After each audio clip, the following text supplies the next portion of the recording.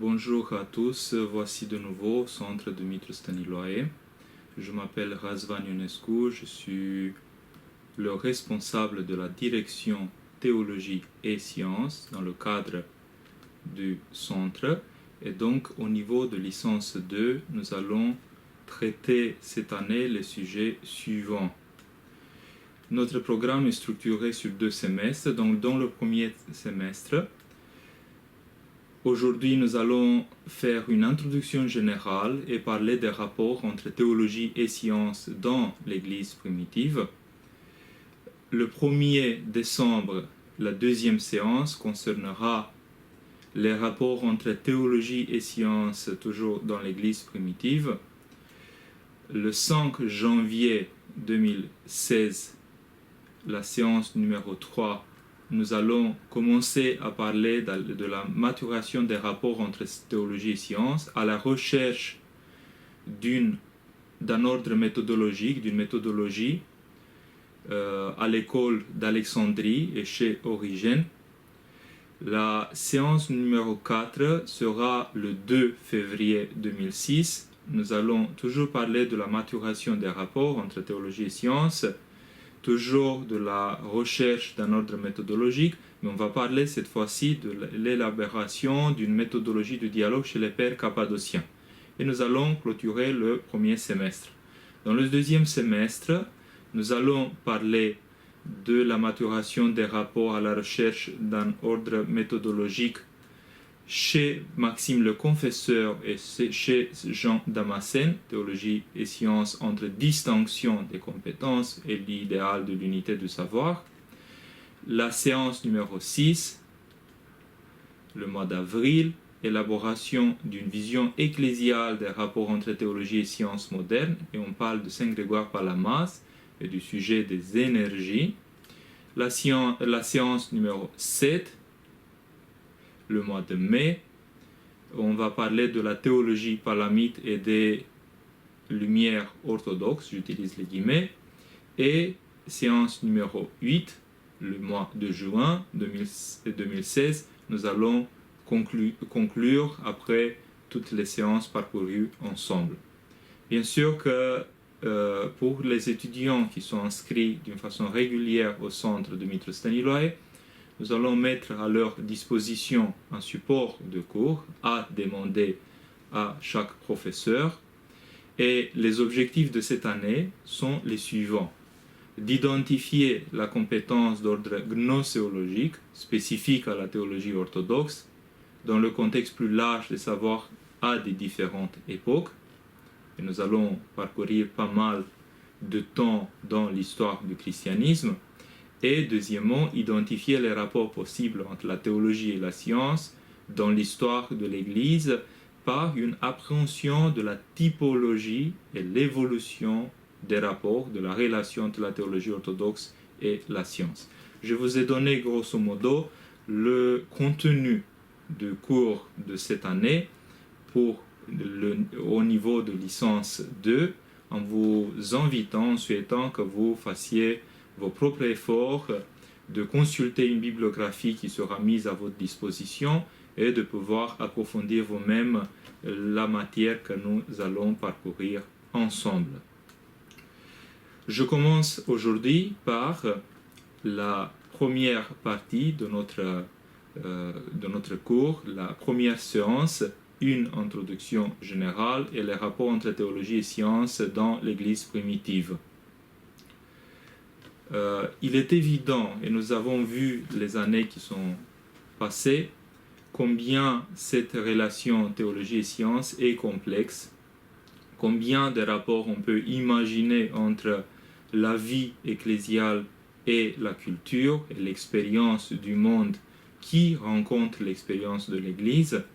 C'est pour cela que je vous rappelle que quand nous parlons de la relation entre théologie et science, nous n'imaginons pas uniquement une sorte de relation intellectuelle entre des discours différents, avec des compétences d'ordre gnosologique différents, surtout pour le fait qu'au niveau du discours, on risque de réduire, de contracter la réalité profonde de la foi à des questions et des notions purement intellectuel, ce qui ne satisfait pas la quête de sens pour quelqu'un qui vit la vie de l'Église. Donc nous proposons plutôt une rencontre entre la vie ecclésiale et les éléments qui viennent de la culture technique, scientifique ou autre spécifique à l'homme à n'importe quelle époque. Et pour chaque époque, nous allons détailler, nous allons voir les caractéristiques. Aujourd'hui, quand nous pensons à faire une introduction générale, on peut dire que le cours de cette année au niveau de licence 2, c'est tout simplement essayer de comprendre au fil du temps comment les relations entre la vie ecclésiale, la théologie de la vie ecclésiale et les différentes compétences techniques et scientifiques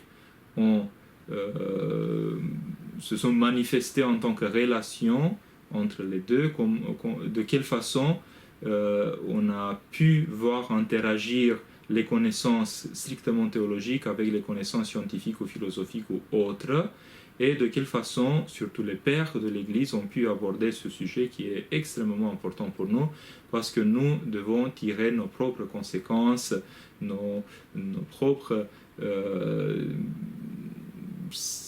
éléments de sagesse, de discernement pour le monde d'aujourd'hui. Donc, pour dire tout cela, pour dire qu'en fait, cette année, on va se focaliser sur le parcours de la vie de l'Église en dialogue avec la culture des époques différentes, et que nous allons essayer de tirer des conclusions qui synthétisent en quelque sorte ce qui s'est passé dans le temps, justement pour pouvoir tirer profit aujourd'hui. On peut dire d'abord que parler aujourd'hui de la relation entre la théologie orthodoxe et la science, sans faire appel à l'expérience ecclésiale de type apologétique acquise au cours des siècles, s'avérerait sans doute dommageable. Je le dis au vu de la richesse et de l'importance de cette dernière par rapport à notre thème de réflexion. Si on regarde les apologistes chrétiens du premier siècle, les pères de l'Église, qui commencent parmi ces apologistes et qui continuent tout au cours de l'histoire de l'Église, on peut dire que les apologistes, et sur les traces des apologistes, tous les autres pères de l'Église, et c'est l'académicien roumain Dumitru Popescu qui le dit, qui le exprime très clairement, non seulement ont réussi un dialogue nuancé avec les représentants de la culture profane, mais également ils ont posé les repères de base d'une méthodologie sélective encore efficiente pour la théologie d'aujourd'hui. C'est-à-dire le contexte historique où les chrétiens ont dû répondre aux accusations, aux menaces liées à des compréhensions erronées, voire tendancieuses du christianisme, et puis amorcer également le message évangélique sous une forme adéquate, compréhensible et à l'écart de toute déformation hérétique, inspirée par les doctrines étrangères à la vie ecclésiale, sont des attitudes qui ont pu et peuvent aussi également aujourd'hui produire dans l'Église des repères utiles pour le dialogue du christianisme avec la culture en général et avec les sciences en particulier.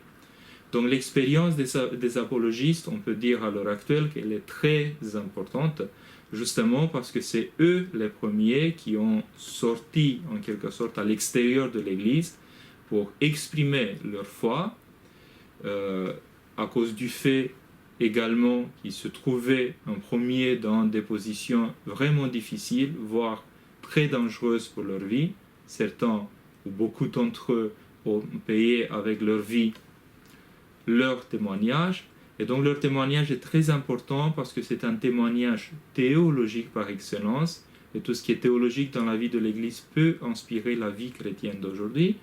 Et également, c'est un témoignage essentiel, en fait, pour la relation entre la théologie et les sciences, étant donné que c'est parfois, il s'agit parfois des philosophes, des anciens philosophes, ou des anciens scientifiques convertis au christianisme, ou tout simplement des théologiens qui ont suivi le cursus de l'enseignement de l'époque et qui ont pu véritablement, en connaissance de cause, donner les repères spirituels pour faire face à des enseignements qui venaient de la culture de leurs époques et d'entamer justement le dialogue entre la théologie et la science. Il faut préciser que la défense de la foi chrétienne contre les calomnies et les dénigrements des philosophes, le rejet de l'idolâtrie de polythéisme par l'affirmation de Dieu unique révélé par Jésus-Christ, la présentation de la foi chrétienne, rendue accessible par une adaptation du message à travers le langage, la terminologie propre à chaque structure sociale, n'ont cependant jamais été considérées comme une démarche dépendant exclusivement des compétences humaines. Nous le disons d'une façon formelle aujourd'hui parce que nous nous sommes rendus compte qu'en fait, il s'agit tout simplement de l'enseignement de l'évangile dans des milieux qui étaient difficilement perméables au message évangélique, et donc les apologistes ou ceux qui ont témoigné, les pères de l'Église, ceux qui ont témoigné dans des cultures différentes, ont dû rencontrer les cultures et dire le message évangélique selon le langage que les gens utilisaient, je parle du langage conceptuel, idéatique, que les gens utilisaient à leur époque. Mais cette compétence ne peut pas être une compétence strictement humaine, dans le sens où on ne peut pas imaginer qu'uniquement une sorte de stratégie, de technique, de pouvoir gagner l'intérêt, une sorte de démarche, disons, médiatique pour pouvoir attirer l'attention sur des choses qui viennent de Dieu. Tout cela ne pouvait pas se faire en réalité uniquement selon les compétences humaines, parce que la source d'inspiration dans l'Église, c'est le Saint-Esprit, et la spiritualité n'est que, en réalité, la traduction plus ou moins appropriée du mot esprit et tout ce qui concerne l'esprit. Donc, c'est par l'Esprit Saint que les apologistes ont pu être inspirés pour pouvoir donner leur témoignage, mais en même temps leur témoignage a utilisé toutes les compétences humaines afin qui pouvaient servir à leur discours. Il est évident qu'on arrive à témoigner de cette façon parce que le Seigneur a demandé à ses disciples d'aller enseigner toutes les nations. La citation que je vous donne, c'est aux Actes des Apôtres 1:8. Vous allez recevoir une force, celle de l'Esprit Saint qui descendra sur vous. Vous serez alors mes témoins à Jérusalem, dans toute la Judée et la Samarie, et jusqu'aux extrémités de la terre.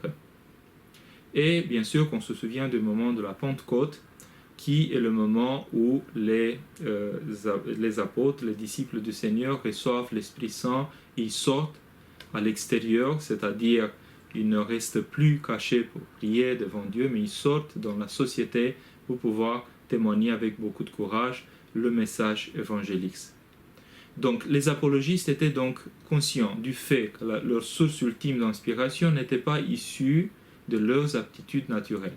C'est une question extrêmement importante aujourd'hui, parce que parfois on pense dans l'apologétique de l'apologétique occidentale comme quoi il faut qu'on développe des compétences afin de pouvoir convaincre les autres. Il est évident que c'est Dieu lui-même qui convainc les gens et nous essayons tout simplement de nous mettre avec nos compétences à sa disposition pour qu'il fasse de nous des instruments, des vrais instruments. Mais ce n'est pas pour persuader les autres, pour les mettre dans un embarras idéologique que nous faisons tout cela. C'est tout simplement l'expérience personnelle du fait que nous nous trouvons dans la liberté personnelle et dans l'accomplissement de notre vie devient un témoignage pour pouvoir sauver les autres, pour pouvoir aider les autres. Et c'est ça que les apologistes faisaient à leur époque. Ils essayaient tout simplement de témoigner parmi ceux qui étaient toujours dans une quête d'accomplissement personnel à travers les voies de la philosophie, par exemple. Et comme eux, les philosophes chrétiens, ont pu bénéficier de la grâce de Dieu, d'avoir découvert, d'avoir pu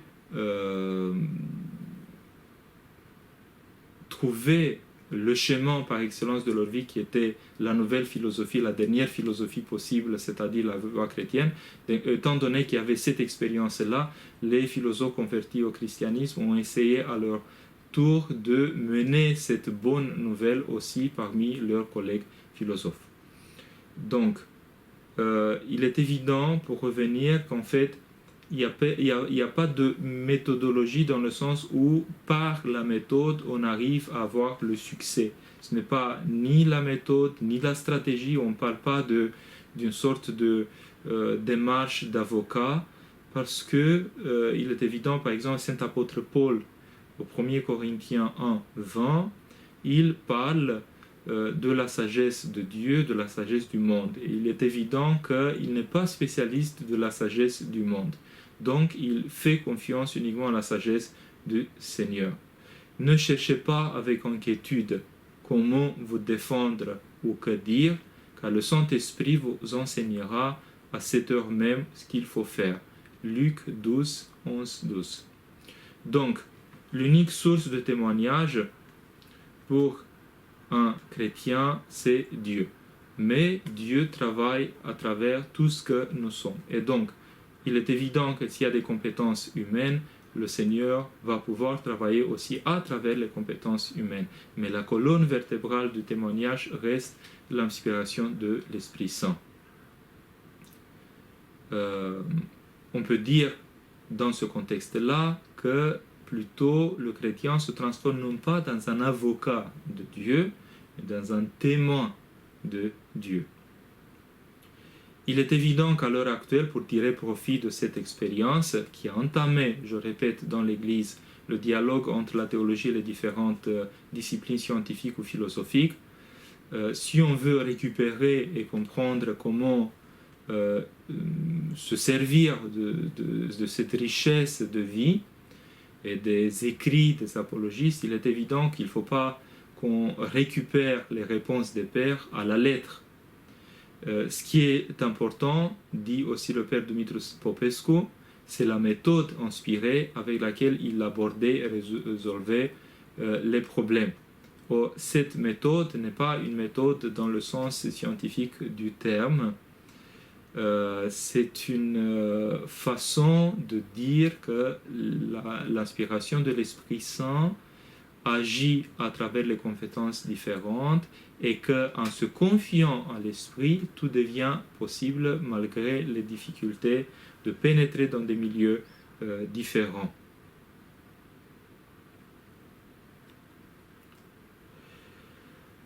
On parle d'abord du moment de la Pentecôte et on parle de la théologie de l'Esprit adressée à des personnes issues des cultures différentes. Pour ceux qui ont fait un peu la lecture du Nouveau Testament, il est évident que ce moment est un grand moment de l'Église. Certains se dépêchent de dire même que c'est le moment, la configuration, la naissance de l'Église. Il y a un saint contemporain, Saint Porphyre, qui ajoute quand même une idée qui élargit en quelque sorte notre perspective, c'est-à-dire il dit que l'Église, le Christ, bien sûr, l'Église commence avec l'existence de sa tête, qui est le Christ lui-même, c'est-à-dire dans l'éternité. Donc plutôt la naissance de l'Église est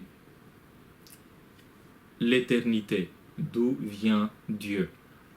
Mais en même temps, il est vrai en même temps que l'Église n'est pas composée uniquement par sa tête, mais aussi par ceux qui sont greffés sur lui et ils reçoivent la vie. Et donc à travers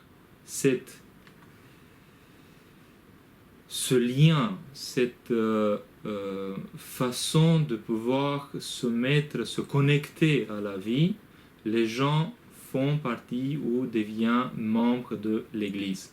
Et ce travail a commencé d'une façon extraordinaire au moment de la Pentecôte, quand les gens venus de tout horizon étaient ensemble et que l'Esprit Saint est descendu sur la foule des apôtres d'abord, ils ont reçu la grâce de pouvoir témoigner, la force d'en haut, j'utilise les guillemets, et comme ça ils sont sortis pour témoigner leur foi et la bonne nouvelle.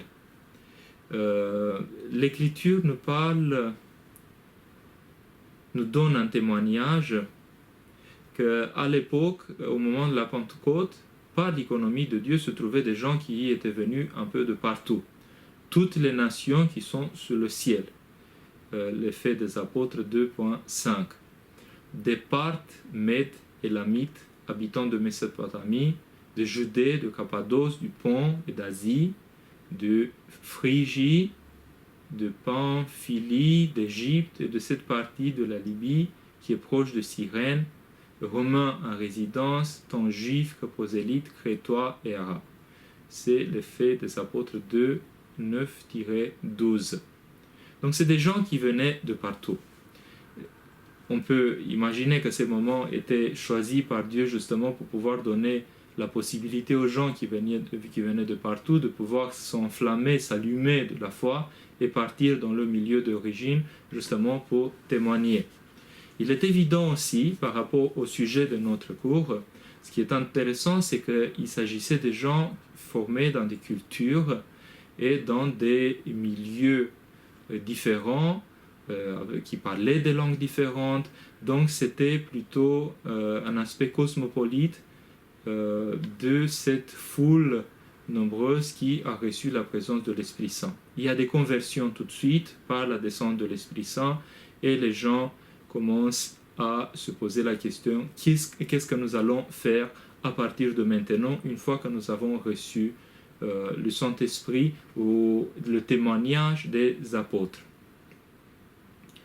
Donc on parle des conversions, on parle du cœur transpercé, fait des apôtres 2:37 par l'Esprit, et donc ils vont partir dans leur culture d'origine, dans le milieu d'origine, pour parler de Jésus-Christ en tant que modèle absolu de l'homme et modèle absolu pour l'humanité.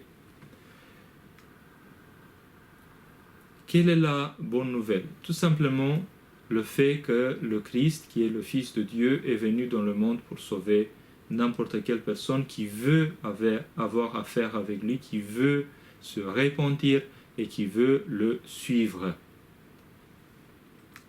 Donc, on peut dire que le Seigneur est la réponse absolue par rapport à toute culture.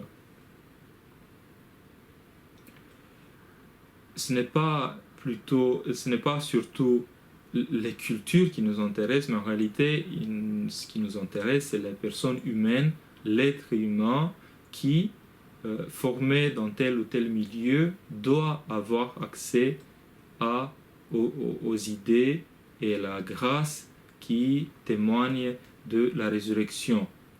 Et donc, l'enseignement théologique devait se faire pour tout le monde. Cette expérience de la Pentecôte peut se renouveler à chaque époque. Le Christ, toujours le même, peut être réellement rencontré tel qu'il est, à toute époque, dans toute culture, grâce à l'œuvre inspiratrice du Saint-Esprit, parce que c'est le même esprit qui traverse l'histoire de l'humanité. Donc ce qui s'est passé dans un moment historique traverse après l'histoire, et donc autant qu'il y ait de moments de la Pentecôte renouvelés dans le christianisme et dans la vie de l'humanité, on peut espérer toujours que cette rencontre avec l'Esprit Saint soit salutaire pour les gens qui le découvrent. Et bien sûr, on peut dire que le renouvellement de la présence du Saint-Esprit dans le monde se fait par la divine liturgie. Quand le Saint-Esprit descend justement sur les dons ici présentés, c'est-à-dire les dons liturgiques et eucharistiques, et sur les gens, les hommes, les personnes qui participent.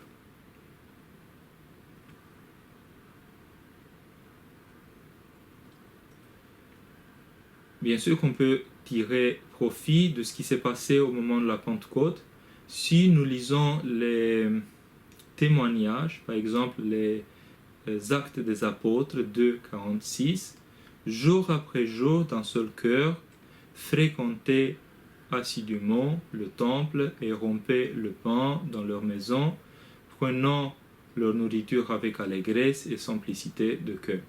C'est la conséquence de ce qui s'est passé au moment de la Pentecôte. Mais ce moment de la Pentecôte n'est pas unique, c'est-à-dire il est unique historiquement parlant parce que c'est un seul moment, le premier moment fondateur d'une présence de l'Esprit Saint dans la vie de l'Église, mais à partir de maintenant, à partir de ce moment, on peut dire qu'avec chaque liturgie, la descente du Saint-Esprit se répète en l'infini dans les cœurs de ceux qui participent. La chose est extrêmement importante par rapport au rapport entre théologie et science, parce que si nous essayons de comprendre quel est le mécanisme qui nous permet d'entamer un dialogue inspiré avec les différentes connaissances scientifiques du monde, on fait toujours confiance à l'Esprit Saint comme source d'inspiration, justement, pour pouvoir marier en quelque sorte les réalités spirituelles avec les réalités de ce monde. Donc l'événement de la Pentecôte nous paraît paradigmatique pour saisir le dialogue possible entre la théologie orthodoxe, la culture et la science. L'action de la grâce qui fait germer les réalités divines dans l'homme peut se faire à travers des mentalités, des approches culturelles différentes. On peut dire que la théologie, et c'est l'académicien roumain Dumitru Popescu qui le dit, peut tirer parti de la culture pour mieux connaître les problèmes qui préoccupent l'homme à une époque déterminée. Il y a une sorte de radiographie de l'être humain. Ses préoccupations le trahissent et nous disent qui est celui qui a ces préoccupations. D'où l'intérêt de pouvoir parler d'un dialogue entre les réalités de la foi et les réalités des préoccupations concrètes de chaque être humain à son époque.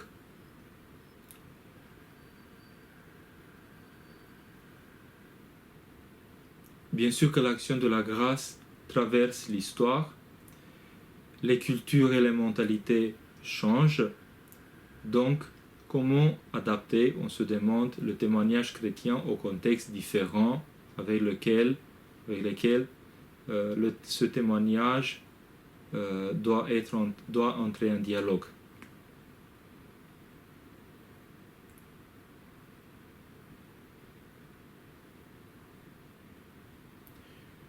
Il est évident que d'abord, il faut cultiver la liturgie et la vie liturgique. Parce que la vie liturgique, c'est la vie où on reçoit, comme je le disais tout à l'heure, d'une façon inspirée, la présence du Saint-Esprit.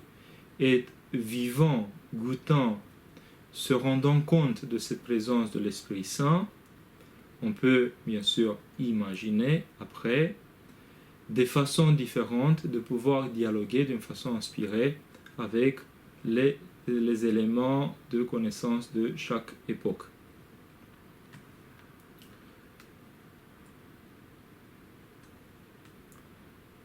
On parle d'un dialogue théologie-culture dans lequel les deux sont partenaires, donc il n'y a pas de confusion de compétences, sans mélange ni séparation, et ce dialogue exige un effort de redéfinition ou d'interprétation théologique de la culture, car tout ce qui peut lui donner de la consistance en tant que fruit de l'esprit et de la sensibilité humaine ne provient pas de la rationalité humaine seule, capable du bien comme du mal, de l'ambivalence de la culture, mais de la rationalité divine humaine sur laquelle est bâtie la théologie, dit le père Dumitru Popescu. Donc, le dialogue, je répète, le dialogue théologie-culture exige un effort de redéfinition, d'interprétation théologique de la culture. Donc, quand on interprète la culture, c'est tout simplement, on introduit dans la culture humaine, qui est neutre, disons, par rapport, neutre ou contre ou pour la culture de Dieu, on introduit cette dimension de, disons, conscience chrétienne qui, ou dans, et dans la lumière de cette conscience chrétienne, on voit les éléments de la culture habituelle dans leur contenu et dans leur intérêt qui va pour ou contre une échelle des valeurs chrétiennes. Et donc, il y a un effort de discernement, du choix, afin de pouvoir identifier dans le monde qui nous entoure les éléments qui peuvent contribuer à notre vie chrétienne.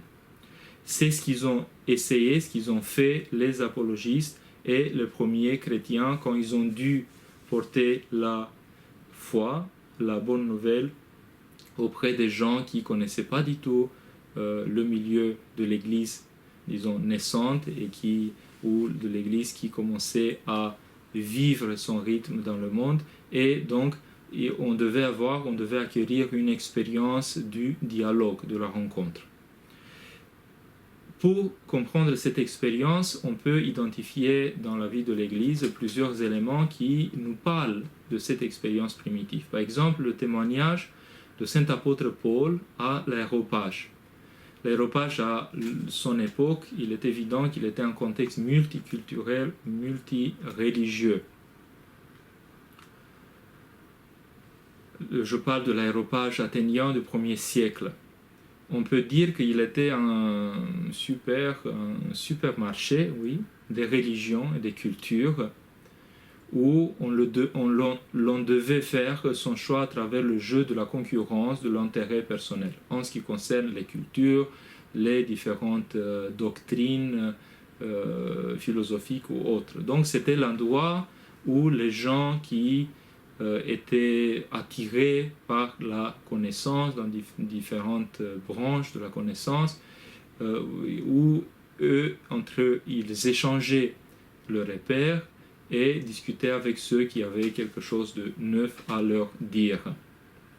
Comment, dans ce contexte, parler, et on pose cette question pour saint apôtre Paul. On imagine qu'il s'est demandé comment parler aux gens qui s'exprimaient dans l'aréopage athénien, qui était le haute culture, de la haute culture où se trouvaient les plus notables des doctrines philosophiques et des religions à Athènes. On peut dire qu'Athènes, à cette époque-là, était une ville où on vénérait énormément Dieu. C'était une ville plongée, on peut dire, dans des vénérations différentes parce que, étant donné que le syncrétisme régnait à cette époque-là, on essayait de mettre ensemble, dans un effort de tolérance, on peut dire, d'ordre religieux, philosophique, toutes les doctrines.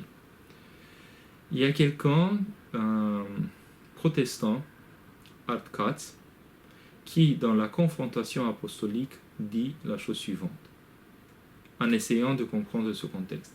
L'esprit de Paul était attristé. Et cette tristesse envahit son cœur quand il vit la ville complètement envoûtée par l'idolâtrie. Et si nous avons le point de départ d'un événement apostolique. Ce qui est apostolique vient éminemment de l'esprit. Cela commence dans l'esprit, c'est conduit dans l'esprit et c'est exécuté dans la puissance de l'esprit, mais cela s'accomplit à travers un homme qui voit et qui s'afflige. Donc, L'Aréopage, découvert par saint apôtre Paul, était le haut lieu de débat public à Athènes, chargé d'une histoire qui se perdait dans la nuit de temps.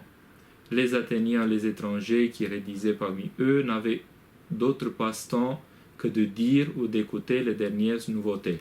On trouve dans les Actes des Apôtres 17, 21, c'est-à-dire en termes de philosophie de la religion.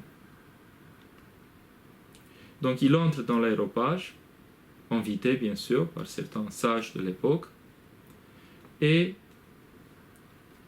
il était fort conscient du fait que la sagesse, ou il devient encore plus conscient du fait que la sagesse de Dieu est vraiment différente de la sagesse du monde. Si on regarde certaines situations du Nouveau Testament, je détruirai la sagesse des sages et l'intelligence des intelligents, je la rejetterai. Où est-il le sage? Où est-il l'homme cultivé? Où est-il le raisonneur de ce siècle? Dieu n'a-t-il pas frappé de folie la sagesse du monde? 1 Corinthiens 1,19-20. C'est par la folie du message qu'il a plu à Dieu de sauver les croyants. Les Actes des Apôtres 1, 21. Donc, saint apôtre Paul se trouve devant la lourde mission d'essayer à convaincre des gens de la présence de Dieu, de la bonne nouvelle qui vient à travers le Seigneur, dans un contexte où on peut dire qu'ils étaient rassemblés, les chefs, on peut dire, ceux qui conduisaient les écoles des différentes doctrines philosophiques. Il y a une idée extrêmement importante, que ce dialogue quand même était possible. Pourquoi? Parce qu'on reconnaît parfois aux chrétiens des qualités propres aux véritables philosophes.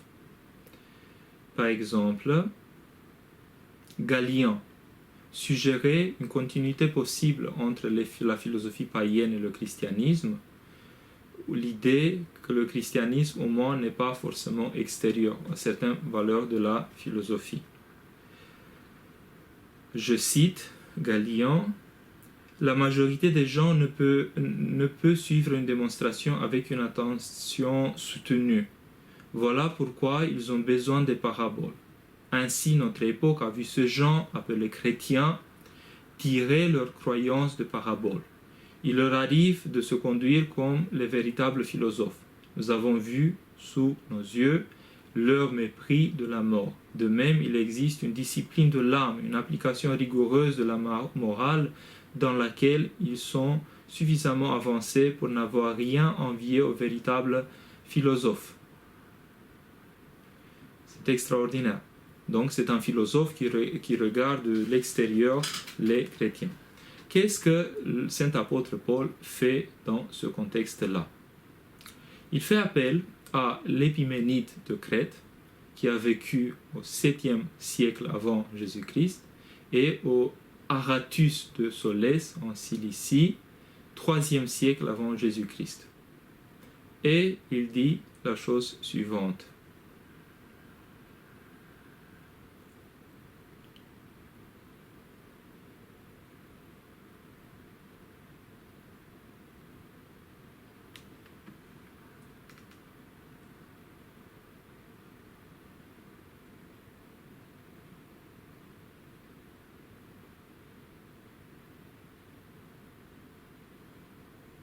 Je ne trouve pas la citation tout de suite, je vais vous la donner. Tout simplement, le saint apôtre Paul parle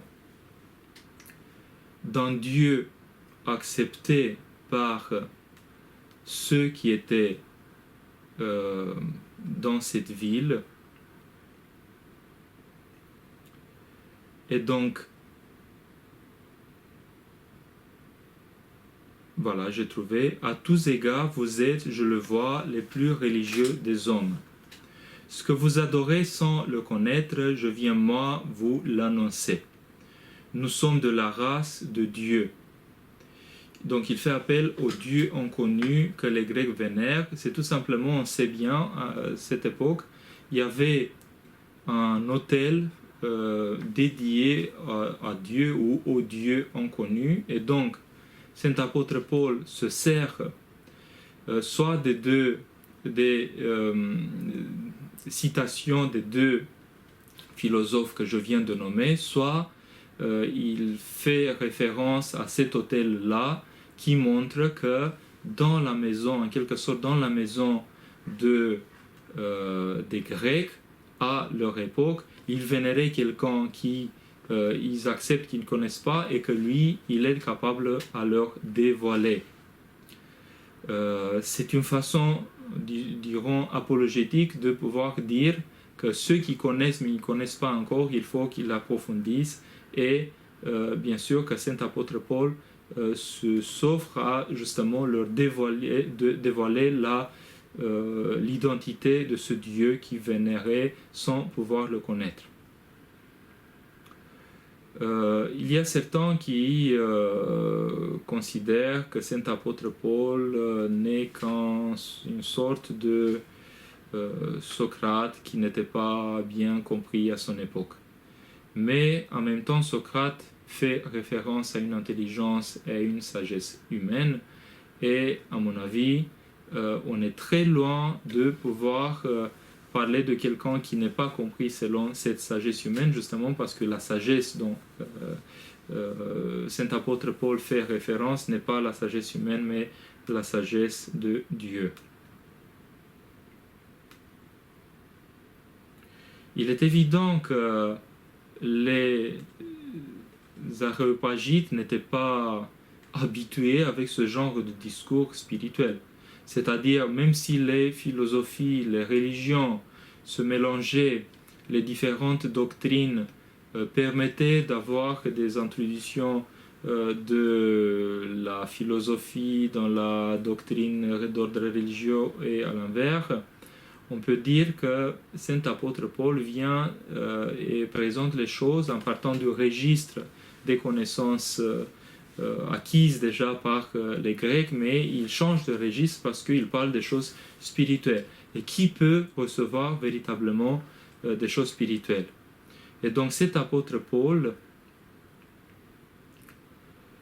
parle non pas avec des discours enseignés par l'humaine sagesse, mais avec ceux qui enseignent l'esprit.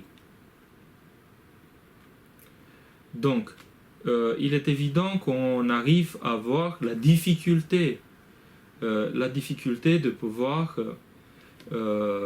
parler à des gens qui ne sont pas habitués avec ce genre de discours. Mais en même temps, c'est l'inspiration de Dieu qui fait que ce discours arrive à l'aéroport justement pour pouvoir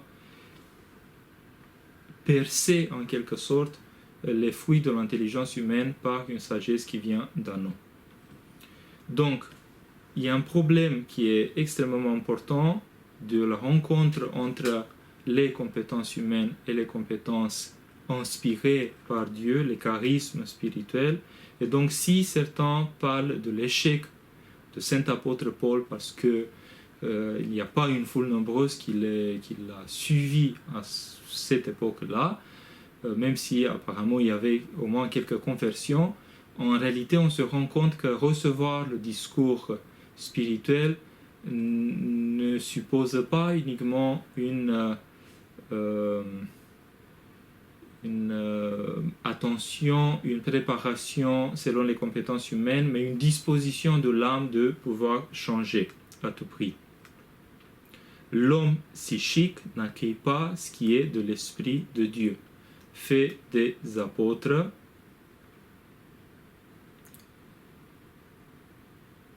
Actes des apôtres 2:14, la découverte de Dieu, on comprend qu'elle provoque une sorte de crucifixion de l'intelligence, de l'exercice habituel de l'intelligence humaine, justement par ce genre de transformation de l'intelligence appelée métanoia, métanous, retournement de l'intelligence, le renouveau de l'intelligence pour pouvoir acquérir la pensée du Christ. 1 Corinthiens 2:16. C'est-à-dire, il y a une sorte de suspension de l'exercice habituel de l'intelligence humaine justement pour pouvoir acquérir et accueillir également des réalités qui sont au-delà de l'intelligence. Et bien sûr, ceux qui veulent utiliser uniquement leur intelligence pour pouvoir rencontrer Dieu, ils sont dans l'embarras, dans la difficulté de pouvoir faire quoi que ce soit spirituellement, parce que la spiritualité telle dont on témoigne les évangiles, c'est une spiritualité qui nécessite cette présence de Dieu agissant dans l'être humain, ouvert dans son cœur à cette présence. La sagesse donnée par l'Esprit demeure un mystère impossible à annoncer avec le prestige de la parole de la sagesse. 1 Corinthiens 2, 1. Il n'accepte rien des discours persuasifs de la sagesse. 1 Corinthiens 2, 4, dans lesquels on imagine que les Aréopagites excellaient à l'époque. Au contraire, même si c'est bien de sagesse que saint Paul devait parler aux Grecs, car les Grecs sont en quête de sagesse, 1 Corinthiens 1, 22, cette sagesse nouvelle ne pouvait toucher uniquement que ceux qui, en toute honnêteté, avaient rendu leur cœur compatible avec les exigences propres à la réception du Saint-Esprit. Pour finir le cours d'aujourd'hui, on peut dire que dans la période de l'Église primitive, dans cette période, premier siècle de l'Église, et dans la période immédiate après tous les événements salutaires de la passion du Seigneur et de sa résurrection, on se rend compte qu'en fait, on parle dans cette période d'une expérience extrêmement importante pour la vie de l'Église. C'est une expérience qui témoigne du fait que l'Église a fait des efforts à pouvoir rencontrer tous les milieux, toutes les personnes humaines pour pouvoir leur passer le message, leur transmettre le message de la foi et donc leur ouvrir les portes du salut.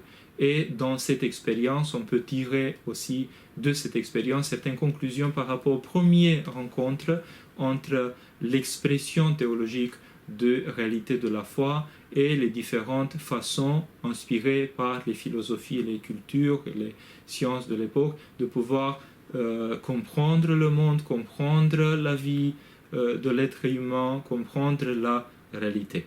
Je vous remercie de votre attention. Je vous donne rendez-vous au prochain cours qui concernera toujours les rapports entre la théologie et la science dans l'Église primitive, mais on va parler de l'apologétique, on va approfondir l'apologétique et les apologistes du 1er siècle, et on va parler d'une typologie qui est une analyse des rapports possibles entre la culture philosophique et scientifique de l'époque avec la théologie. Je vous remercie de votre attention. Donc, prochain rendez-vous, prochain cours le mois qui vient, le mois de décembre.